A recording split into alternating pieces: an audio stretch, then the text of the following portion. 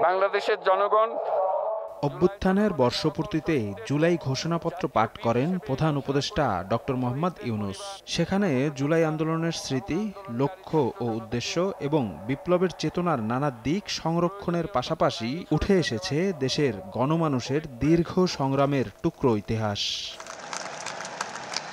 ঘোষণাপত্র পাঠের পরপরই রাজনীতির মাঠ থেকে অন্তর্বর্তীকালীন সরকারের প্রতি নানা রকম প্রতিক্রিয়া দেখাতে শুরু করেছে ইসলামী রাজনৈতিক দলগুলো।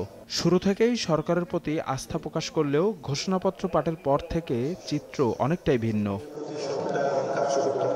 গণতান্ত্রিক অগ্রযাত্রা ও ফ্যাসিবাদ বিরোধী আত্মদানের অনেক ঘটনাই এড়িয়ে যাওয়া হয়েছে জুলাই ঘোষণাপত্রে, এমন মন্তব্য করে কিছু ক্ষেত্রে ইসলামপন্থীদের খাটো করারও অভিযোগ করেছেন নেতারা। ইতিহাসের কিছু অংশকে সন্নিবেশিত করা হয় নাই, যেটা হলে পূর্ণাঙ্গ হতো। ৪৭-এর কথা সেখানে আসেনি।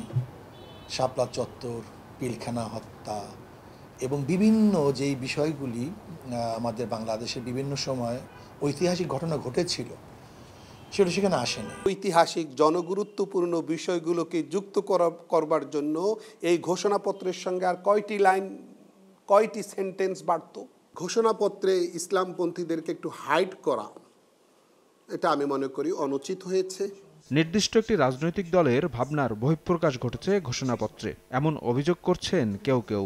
জুলাই ঘোষণাপত্র আমরা মনে করি সমস্ত দলের প্রতি খেয়াল রেখে জুলাই ঘোষণাপত্র হয় নাই, কোন একটা দলের বিশেষ প্রভাবের ভিত্তিতেই মনে হয় যেন এটা হয়েছে। কোনো একটি ফিলোসফির সাথে আপনার এক ধরনের কম্প্রোমাইজ আছে, ঠিক আছে, বা আন্ডারস্ট্যান্ড, আর কোনো একটা ফিলোসফি আপনি কাট করে দিচ্ছেন। তো এখানেই আমরা বলছি যে এটা পূর্ণাঙ্গ হয়নি। রাজনৈতিক দলগুলোর পাশাপাশি হেফাজতে ইসলাম সহ অন্যান্য অরাজনৈতিক ইসলামী সংগঠনগুলোও দাবি জানিয়েছে ঘোষণাপত্র সংশোধনের। শফিক মুন্সি, সময় সংবাদ, ঢাকা।